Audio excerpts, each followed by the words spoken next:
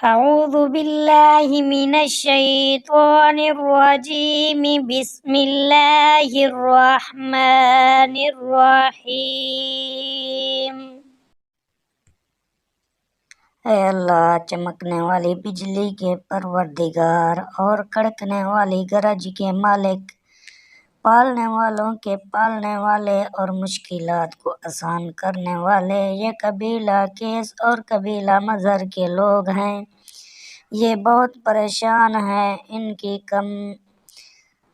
کی کمریں جھک گئی ہیں، یہ تجھ سے اپنی لاچاری اور بے کسی کی فریاد کرتے ہیں اور جان و مال کی بربادی کی شکایت کرتے ہیں۔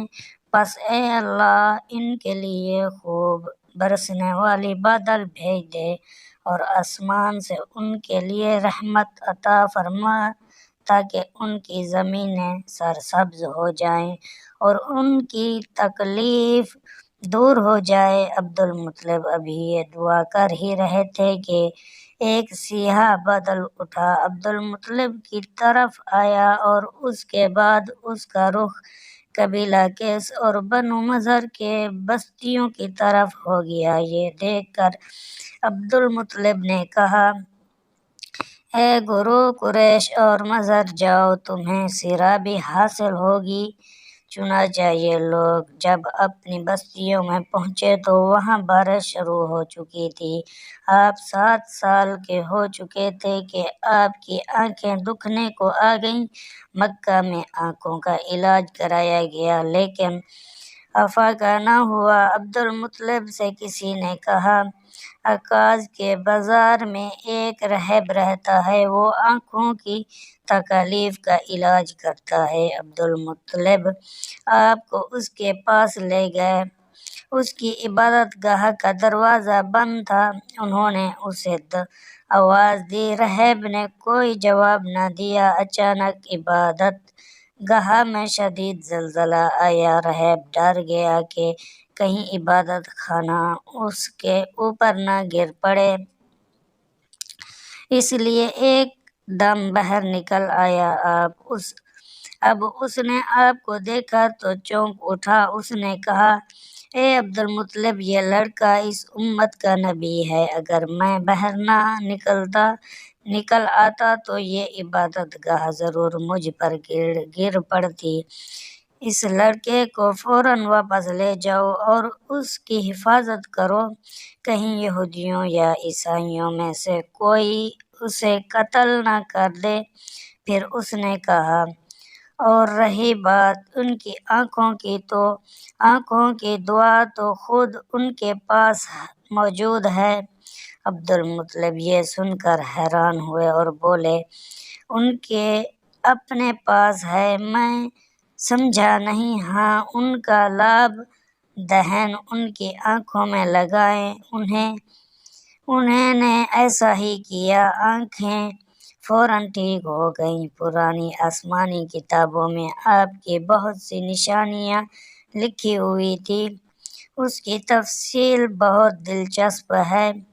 یمن میں ایک قبیلہ حمیر تھا، وہاں ایک شخص سیف بن یزن تھا، وہ سیف حمیری کہلاتا تھا۔ کسی زمانے میں اس کے باپ دادا اس ملک پر حکومت کرتے تھے، لیکن پھر حبشیوں نے یمن پر حملہ کیا اور اس پر قبضہ کر لیا، وہاں حبشیوں کی حکومت ہو گئی۔ 70 سال تک یمن حبشیوں کے قبضے میں رہا۔ جب یہ سیف بڑا ہوا تو اس کے اندر اپنے باپ دادا کا ملک آزاد کرانے کی امنگ پیدا ہوئی، چنانچہ اس نے ایک فوج تیار کی۔ اس فوج کے ذریعے حبشیوں پر حملہ کیا اور انہیں یمن سے بھگا دیا۔ اس طرح وہ باپ دادا کے ملک کو آزاد کرانے میں کامیاب ہو گیا، وہاں کا بادشاہ بن گیا۔ یہ یمن عرب کا علاقہ تھا۔ جب اس پر حبشیوں نے قبضہ کیا تھا تو عربوں کو بہت افسوس ہوا۔ 70 سال بعد جب یمن کے لوگوں نے حبشیوں کو نکال بحر کیا تو عربوں کو بہت خوشی ہوئی۔ ان کی خوشی کی ایک وجہ تو یہ تھی کہ انہیں حبشیوں نے ابرہہ کے ساتھ مکہ پر چڑھائی کی تھی۔ چاروں طرف سے عربوں کے وفد سیف کو مبارکباد دینے کے لیے آنے لگے۔ قریش کا بھی ایک وفد مبارک دینے کے لیے گیا۔ اس وفد کے سردار عبدالمطلب تھے۔ یہ وفد جب یمن پہنچا تو سیف اپنے محل میں تھا۔ اس کے سر پر تاج تھا، سامنے تلوار رکھی تھی اور ہماری سردار اس کے دائیں بائیں بیٹھے تھے۔ سیف کو قریش کے وفد کے آمد کے بارے میں بتایا گیا۔ اسے یہ بھی بتایا گیا کہ یہ لوگ کس رتبے کے ہیں۔ اس نے ان لوگوں کو آنے کی اجازت دے دی۔ یہ وفد دربار میں پہنچا۔ عبدالمطلب آگے بڑھ کر اس کے سامنے جا کھڑے ہوئے۔ انہوں نے بات کرنے کی اجازت چاہی۔ سیف نے کہا، اگر تم بادشاہوں کے سامنے بولنے کے آداب سے واقف ہو تو ہماری طرف سے اجازت ہے۔ تب عبدالمطلب نے کہا، اے بادشاہ، ہم کعبہ کے خادم ہیں، اللہ کے گھر کے محافظ ہیں، ہم آپ کو مبارکباد دینے آئے ہیں۔ یمن پر حبشی حکومت ہمارے لیے بھی بوجھ بنی ہوئی تھی۔ آپ کو مبارک ہو۔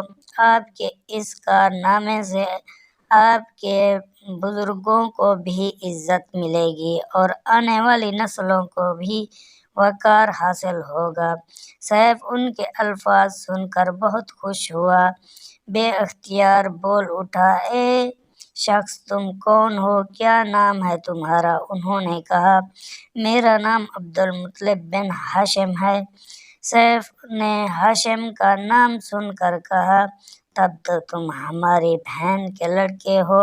عبدالمطلب کی والدہ مدینے کے قبیلے خزرج کے تھے اور خزرج کا قبیلہ دراصل یمن کا تھا، اس لیے سیف نے ہاشم کا نام سن کر کہا، تب تو تم ہماری بہن کے لڑکے ہو۔ پھر اس نے کہا،